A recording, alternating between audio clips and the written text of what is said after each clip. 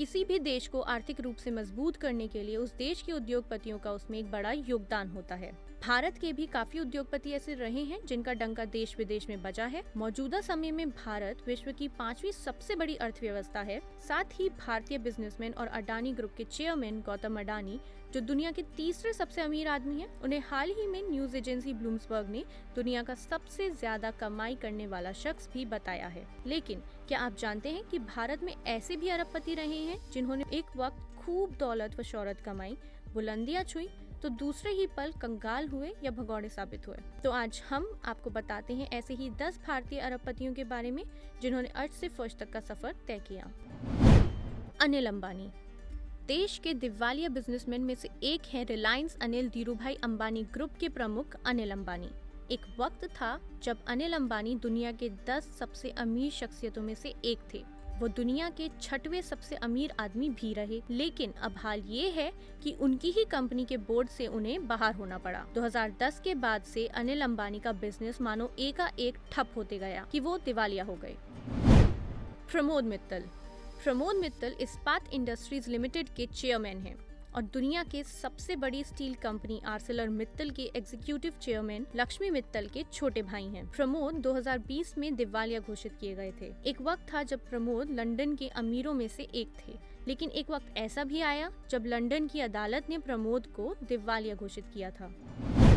Nirav Modi diamond king के नाम से मशहूर नीरव मोदी का नाम कुछ टाइम पहले तक फोर्ब्स बिलियनर्स की लिस्ट में हुआ करता था। एक वक्त था जब नीरव मोदी मालामाल हुआ करते थे, लेकिन उन्हें कंगाल होने में भी वक्त नहीं लगा। नीरव ने बिजनेस ग्रोथ के लिए फर्जी तरीके से पीएनबी से LOU यानी लेटर ऑफ अंडरटेकिंग मतलब बैंक गारंटी हासिल की।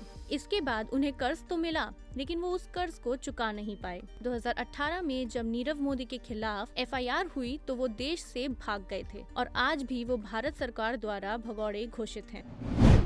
सुब्रतो रॉय सहारा इंडिया परिवार के चेयरमैन सुब्रतो रॉय की गिनती भारत के सबसे शक्तिशाली लोगों में से होती थी। इनकी कंपनी एक वक्त काफी सफल थी, लेकिन साल 2004 में जब सुब्रतो रॉय के करीब 24,000 करोड़ के चिटफंड घोटाले की खबर बाहर आई तो सहारा कंपनी और सुब्रतो रॉय को एक बड़ा झटका लगा। बाद में जब मामला सेबी ने अपने हाथ लिया तो सुब्रतो रॉय को जेल भी जाना पड़ा। रमेश चंद्रा भारतीय रियल एस्टेट कंपनी यूनिटेक के मालिक हैं रमेश चंद्रा। चंद्रा की कंपनी एक वक्त पर इंडिया के रियल एस्टेट की दुनिया में कमाल कर रही थी, लेकिन वहीं 2008 की मंदी में उनकी कंपनी को बहुत तगड़ा झटका लगा। इसी बीच चंद्रा ने टेलीकॉम सेक्टर में भी अपना कदम रखा, जिससे कुछ खास बिजनेस तो नहीं हुआ, लेकिन उसके जरिए चंद्रा की कंपनी 2G स्कैम में शामिल हो गई। इसके चलते 2017 में दिल्ली पुलिस की आर्थिक अपराध शाखा यानी इकोनॉमिक ऑफेंसेस विंग ने चंद्रा के दोनों बेटों संजय चंद्रा और अजय चंद्रा को रियल एस्टेट के फ्रॉड केस में गिरफ्तार किया। दिल्ली पुलिस की FIR के आधार पर ED ने भी चंद्रा ब्रदर्स को prevention of money laundering act यानी कि PMLA एक्ट के तहत केस दर्ज कर गिरफ्तार किया था। हाल फिलहाल में रमेश चंद्र भी चीटिंग के केस में तिहाड़ जेल में बंद हैं।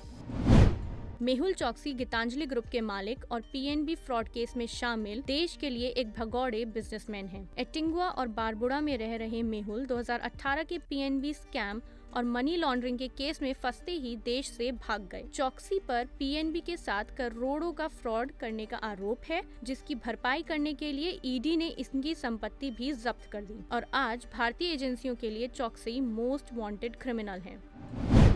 रेनबैक्सी सिंह ब्रदर्स रेनबैक्सी सिंह ब्रदर्स के नाम से मशहूर मलविंदर सिंह और शिविंदर सिंह भी दिवालिया होने वाले बिजनेसमैन में से एक हैं। दोनों ही अपने दादा से विरासत में मिली कंपनी रेनबैक्सी फार्मा में 33% की हिस्सेदारी रखते थे। एक वक्त था जब दोनों भाई अरबपतियों की सूची में शामिल हुआ करते थे और फिर एक वक्त आया जब इनकी विरासत में मिली कंपनी दिवालिया हो गई। हाल ही में मलविंदर और शिविंदर सिंह को सुप्रीम कोर्ट ने दाइची फोर्टिस केस में 6 महीनों की हिरासत में भेजा है।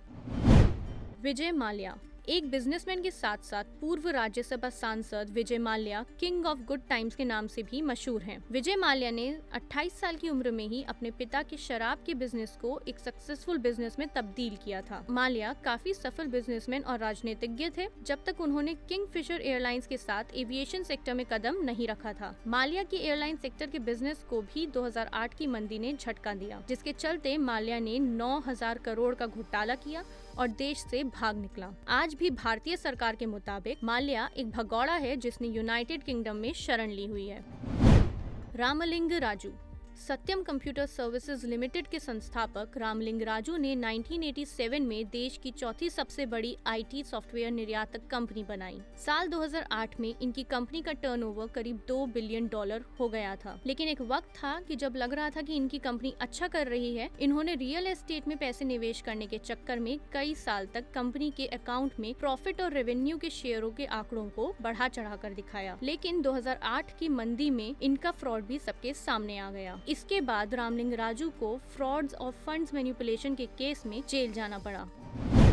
V G Siddhartha. Cafe coffee day यानी सीसीडी के मालिक या एंटरप्रेन्योर सिद्धार्थ ने जहां भारत को फर्स्ट क्लास कॉफी का टेस्ट दिया, वहीं कारोबार में हुए नुकसान के चलते उन्होंने 2019 में ब्रिज से कूदकर दुनिया को अलविदा कह दिया। उन्होंने अपने सुसाइड नोट में लिखा था कि एक प्रॉफिटेबल बिजनेस ना बना पाने की वजह से वो प्रेशर में थे, जिसके चलते उन्हें अपनी जान देनी पड़ी। तो ये थे 10 भारतीय अरबपति जिन्होंने अर्थ से फर्श तक का सफर तय किया। ऐसी ही तमाम इंटरेस्टिंग खबरों के लिए आप बने रहिए द न्यूज़ 15 के साथ।